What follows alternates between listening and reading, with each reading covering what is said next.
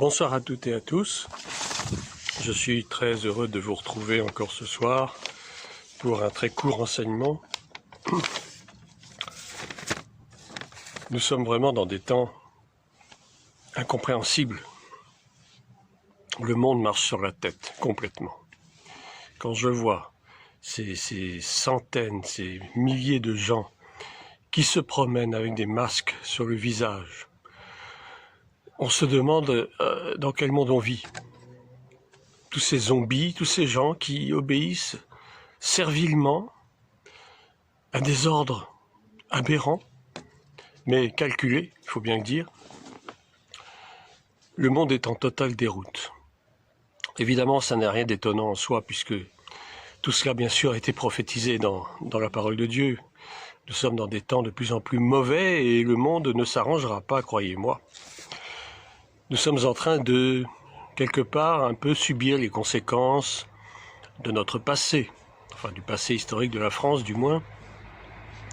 En mai 68, il y a eu cette révolution, entre guillemets, qui en fait n'a pas changé grand-chose, ou plutôt a changé les choses plutôt en mal.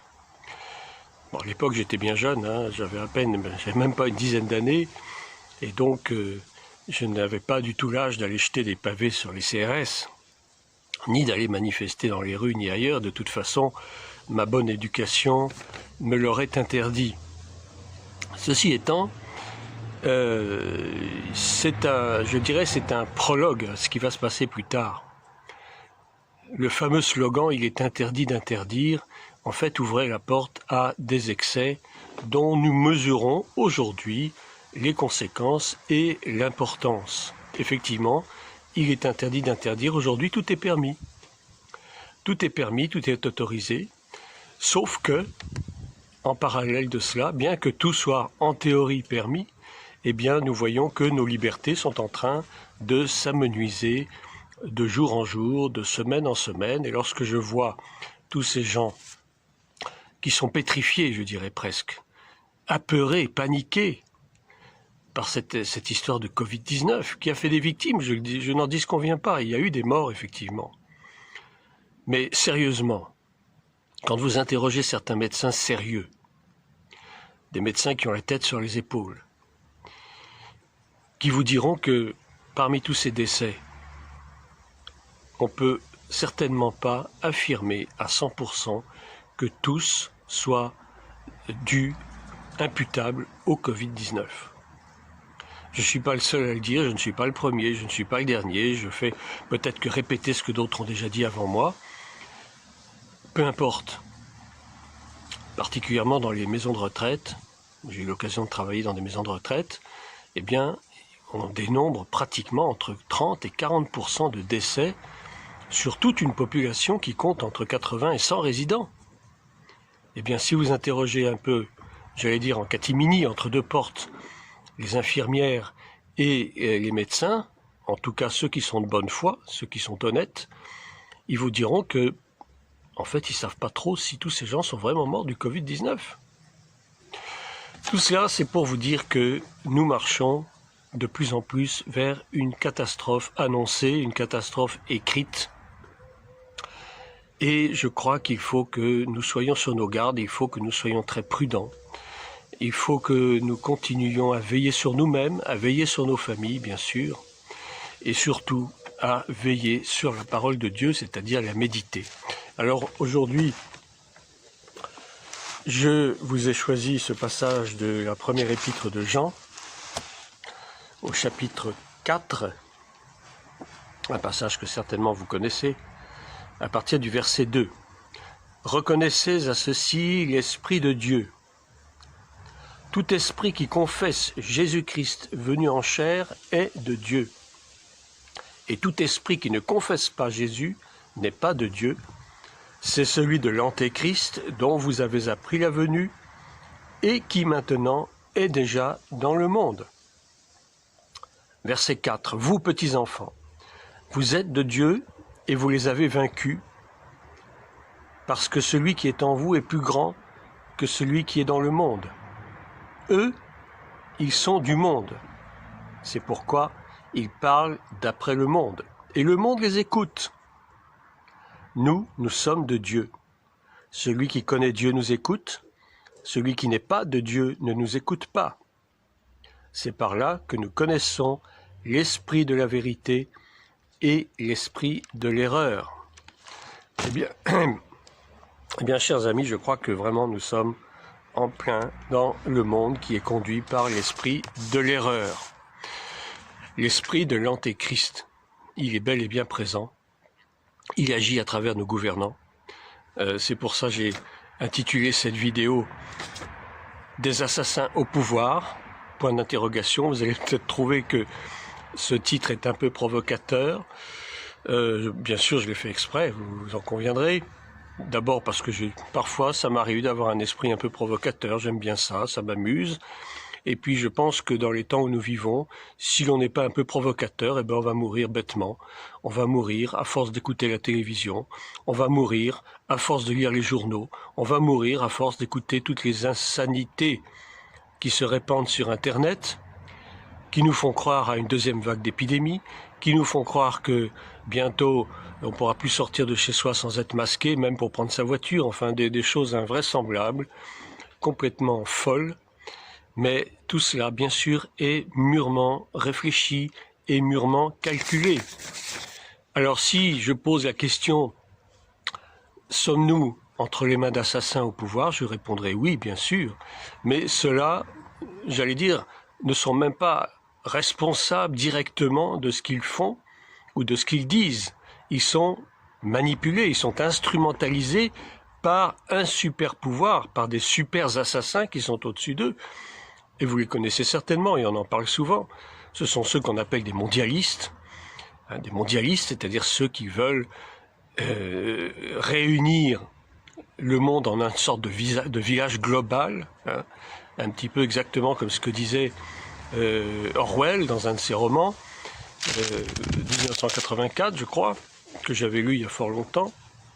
À l'époque c'était traité comme de la science-fiction, mais maintenant je crois que ça n'est plus de la science-fiction. C'est effectivement une sorte de prophétie qui est en train de se réaliser lentement mais sûrement. Donc nos dirigeants savent très bien ce qu'ils font parce qu'ils sont aux ordres d'un super pouvoir. Et ce super pouvoir, ce sont une poignée d'hommes, sans état d'âme, sans aucun scrupule, avec des cœurs de pierre. Ce sont des hommes qui ne pensent qu'à une chose, dépopuler le plus possible, tuer le plus de gens possible, pour pouvoir s'emparer des richesses de la terre, enfin du moins ce qu'il en reste, parce que déjà malheureusement la terre a déjà bien été pillée en divers endroits. Mais enfin, ces gens-là savent très bien ce qu'ils font. Il n'y a pas de hasard, il n'y a pas de fatalité. Les choses sont mûrement calculées, mûrement réfléchies et sont en train de s'accomplir. Nous sommes en plein dedans. Effectivement, ce que nous dit la parole de Dieu, nous sommes envahis, entourés de l'esprit de l'erreur, qui consiste à faire croire au monde des mensonges gros comme des maisons. Mais je ne sais plus, quelqu'un a dit que plus un mensonge est gros, plus les gens auront la capacité à l'accepter. Eh bien, c'est malheureusement vrai. C'est malheureusement vrai, ça se vérifie chaque jour que Dieu fait. Nous sommes de Dieu. Si nous croyons en Christ, nous sommes de Dieu. Donc, nous vivons dans la vérité. Et notre souci à nous, c'est de prêcher la vérité. Malheureusement, il y a aussi des chrétiens qui se laissent attraper, qui se laissent berner, qui se laissent mener en bateau par cet esprit de l'erreur, qui consiste à prendre le mal pour le bien et le bien pour le mal. Regardez ce qui se passe avec cette loi de bioéthique qui est en train d'être discutée au Parlement. Et d'ailleurs, ce qui m'a énormément choqué, parce que l'autre jour, j'ai regardé un petit peu les débats à l'Assemblée nationale à propos de cette loi de bioéthique, mais c'est absolument scandaleux de voir que l'hémicycle était pratiquement vide. Il manquait, j'allais dire, presque les 4/5 des députés. Ce qui prouve que cette question, qui est pourtant extrêmement grave, extrêmement sérieuse, qui engage notre société tout entière, qui engage des familles tout entières, là on veut quoi? On veut détruire la famille. On veut détruire tout bonnement les familles, et c'est déjà commencé depuis des décennies. L'avortement est déjà un premier pas dans la destruction de la famille. Le divorce est un autre pas dans la destruction de la famille. On facilite le divorce maintenant.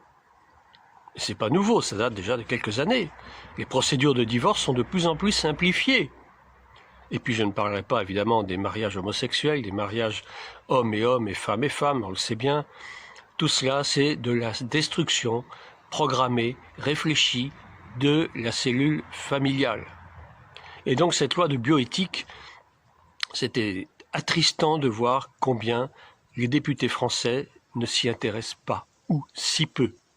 Et très vraisemblablement, vacances d'été oblige, les gens sont en train d'essayer de prendre un peu de repos après tout ce qu'on leur a fait avaler pendant des mois, depuis le mois de février, depuis le mois de mars. Ils ont droit enfin à un peu de repos, ces pauvres gens qui vont reprendre leur travail, certains en août, certains en septembre, et qui ne savent même pas à quelle sauce ils vont être mangés demain. Donc pendant que tout le monde part en vacances, eh bien, on s'empresse de faire voter des lois rapidement, des lois destructrices, des lois mortifères, des lois assassines. On est en train, chers amis, bien-aimés qui m'écoutez, on est en train d'assassiner la France, tout simplement. Je le dis sans embâche, sans ambiguïté, et je m'en fiche d'être qu'on me lapide si vous voulez, ça m'est complètement égal. Mais je le dis haut et fort, on est en train d'assassiner la France, et le malheur dans tout cela, c'est que une grande proportion de Français soit ne s'en rendent pas compte, soit feignent de ne pas s'en rendre compte. Il y en a extrêmement peu qui sont en train de se rebeller. Et je dirais dans ces cas-là, la rébellion, elle est de mise. La désobéissance civile, elle est de mise. Et je vous encourage, je nous encourage, chacun, selon nos capacités, selon nos moyens d'action, à hurler contre ces choses.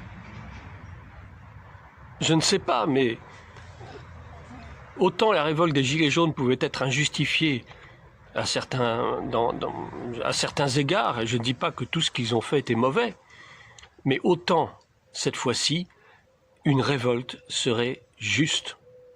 Bien sûr, sans violence, il ne s'agit pas d'appliquer la violence, il ne s'agit pas d'insulter les gens, ce n'est pas comme ça, ce n'est pas un combat contre la chair et le sang, mais d'abord, un combat contre tout ce qu'on veut nous faire avaler, qui est illégal.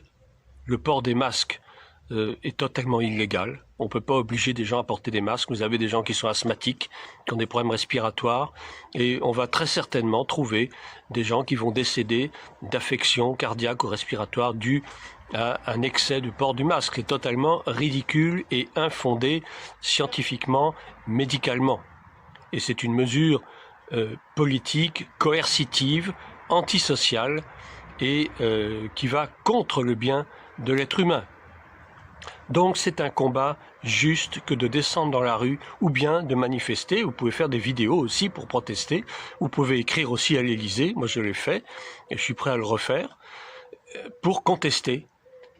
S'il le faut, saisir des avocats, mais des gens qui soient évidemment pas proches du gouvernement, ça va de soi, si vous avez les moyens de le faire, bien entendu. Tout le monde n'a pas cette portée-là.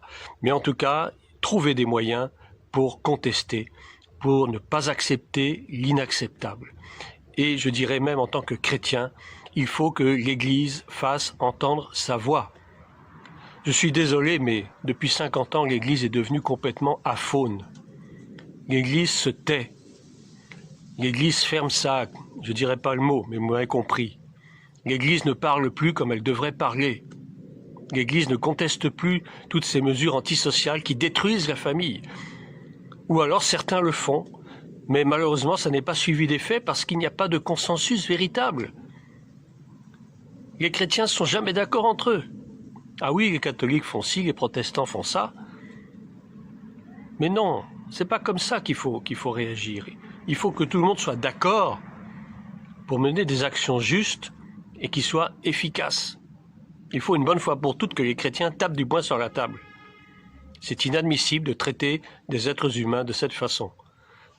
Qu'on soit chrétien ou pas chrétien. Ce que je dis, c'est valable pour tout le monde. C'est valable pour les Français en général. Je ne fais aucune distinction. Et ce qui est valable pour la France l'est pour les autres pays, évidemment. Évidemment. Mais chose curieuse, c'est particulièrement en France où on voit le plus de ces mesures coercitives qui n'ont aucun sens et qui sont en train de mettre à plat le pays du point de vue social, du point de vue économique, du point de vue sanitaire, bien sûr. Cette histoire de Covid-19, c'est un énorme scandale sanitaire. C'est le pot de fer contre le pot de terre. Ce sont les médecins de bonne volonté, les chercheurs intelligents, les gens sensés contre les industries de Big Pharma, etc., qui sont des géants, qui amassent des milliards, des dizaines de milliards, qui sont pressés de faire vendre un vaccin sur le marché parce que ça va engendrer des dizaines, des centaines de milliards de bénéfices. Et ces gens-là, bien sûr, ne peuvent pas cracher sur cette soupe. Il faut contester, sans violence certes, mais il faut contester, il faut que l'Église ouvre sa bouche. Je le fais de mon côté, avec les peu de moyens que j'ai, mais je le fais tant et si bien. J'essaie de le faire aussi bien que possible, et je vous engage aussi à le faire. Il n'est pas normal que nous nous laissions gouverner par des gens sans conscience, sans âme, sans cœur. C'est l'esprit de l'Antéchrist. Alors vous me direz, oui, mais toutes ces choses doivent arriver, c'est prophétisé dans la Bible. Oui, bien sûr que c'est prophétisé. Nous savons que ces choses vont se produire. Nous savons que l'Antéchrist est à la porte. Nous savons que nous sommes à l'orée d'un gouvernement mondial, si ce n'est déjà fait. Si vous écoutez des gens comme Jacques Attali, par exemple, il est certain que le gouvernement mondial est déjà en place, mais d'une façon très subtile, qui n'est pas visible aux yeux. Mais nous devons ne pas nous laisser faire parce que le temps de Dieu n'est pas le temps des hommes. Ce que les hommes ont décidé n'est pas forcément ce que Dieu lui-même a décidé. Ce n'est pas parce que les laboratoires sont en train de mettre au point des vaccins que demain tout le monde se fera vacciner. Dieu peut empêcher ça, parce que c'est pas dans son plan. Mais il faut nous lever et intercéder. Il faut prier pour que ces choses n'arrivent pas avant le temps. Vous savez, le diable est à l'affût, le diable sait qu'il lui reste très peu de temps. L'esprit de l'Antéchrist est à l'œuvre, comme il est dit dans 1 Jean. Eux, ils sont du monde, c'est pourquoi ils parlent d'après le monde et le monde les écoute.